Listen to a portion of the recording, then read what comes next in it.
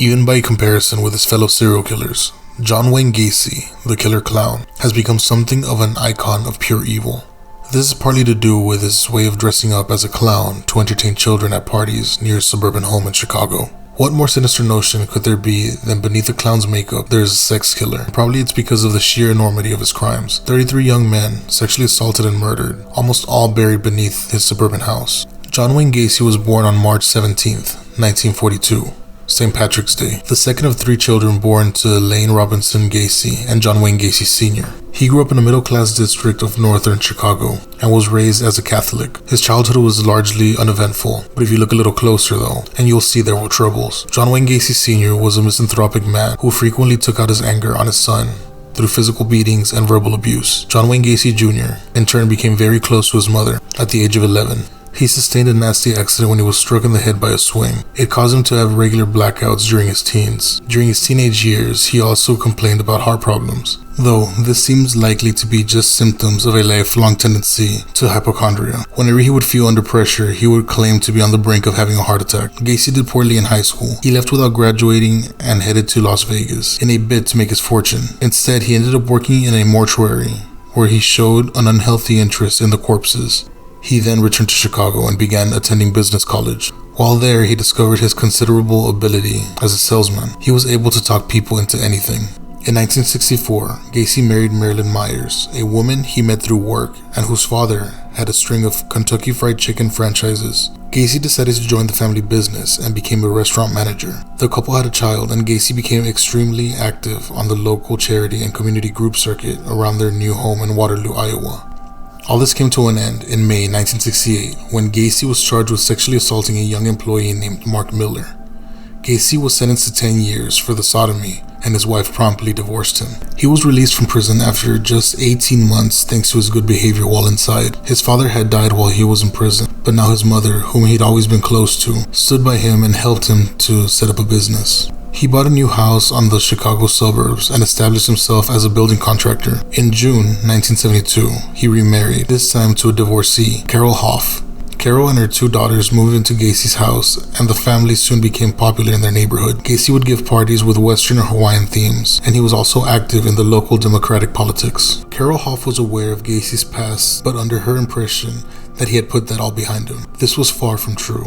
In fact, just before they married, Gacy had been charged with sexually assaulting a minor, but the case had collapsed when his accuser failed to come to court. However, rumors soon began to circulate about Gacy's conduct with teenage boys he liked to employ in his business. By 1975, his marriage was definitely deteriorating. Carol was disturbed to find homosexual pornography around the house. Gacy refused to apologize and told her that he preferred men to women. The couple divorced in 1976. It emerged that throughout their marriage, Gacy had been picking up strangers at Chicago gay bars and had carried out several murders, burying the bodies underneath their house. Neighbors even complained about the terrible smell. Now that his marriage was over, Gacy gave full vent to his lust for killing. He developed his MO. Victims either picked out from the streets or chosen from his workforce would be lured back to his house and given alcohol and marijuana. Gacy would often show them a magic trick, and the victim would proceed to put on a pair of handcuffs. They would then find out that this was no trick. The handcuffs were all too real, and they were in Gacy's power now. Gacy would proceed to torture the victims and finally killing them by strangling them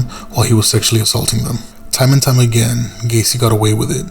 His neighbors suspected nothing, although they persistently complained about the smells coming from his house. He carried on giving parties and started dressing up as Pogo the Clown to visit sick children in the hospitals. He became such a valued member of the local Democratic Party that he had his photograph taken shaking hands with the then First Lady, Rosalind Carter. Finally, in 1978, his secret life began to catch up with him. In February that year, he abducted a young man called Jeffrey Ragnall, chloroformed him, sexually assaulted and tortured him, and then oddly dumped him in a park rather than killing him. Ragnall went to the police, who showed little interest, but acting alone, he managed to track down his abductor and made an official complaint that was just starting to be investigated late that summer. Gacy had still not been charged with anything when on October 16th, a 15-year-old boy called Robert Priest went missing. His parents discovered that he had been going to meet John Wayne Gacy about a job. Gacy pleaded ignorance, but the investigating officer decided to press ahead with a search of Gacy's house. They discovered an array of suspicious objects: handcuffs, pornography, drugs, and so forth. Gacy was confronted with the evidence and eventually confessed to carrying out a single killing. The police returned to the house and began to dig. Soon they realized it was not just one victim, but dozens. In all, 28 bodies were found around the house. The 5 most recent victims had been dumped in a nearby river, as Gacy had run out of burial space. Charged with 33 counts of murder, Gacy entered a plea of insanity. However, the jury found it hard to believe that a man who dug graves for his victims in advance was the victim of uncontrollable violent impulses, so he was duly sentenced to death. While in prison, he became a grotesque celebrity. He gave frequent interviews and showed admirers his paintings. Towards the end of his time on death row, he began to claim that he had killed no one, but had been a victim of a mysterious conspiracy, to no avail, however. On May 10th, 1994, he was put to death by lethal injection, and the famous last words spoken by Gacy when the executioner asked him if he had any last words were "kiss my ass." Unfortunately, that's all the time we have for today. I really hope you enjoyed the video. Don't forget to like, subscribe, and comment who you think the next serial killer is going to be. And also remember to comment down below anything having to do with the video for a chance to be on a daily shout out. You can also follow me or reach out to me on Twitter, and I have a Twitch channel that I play some games on. Both will be linked in the description down below. Until next time, guys. Sweet dreams.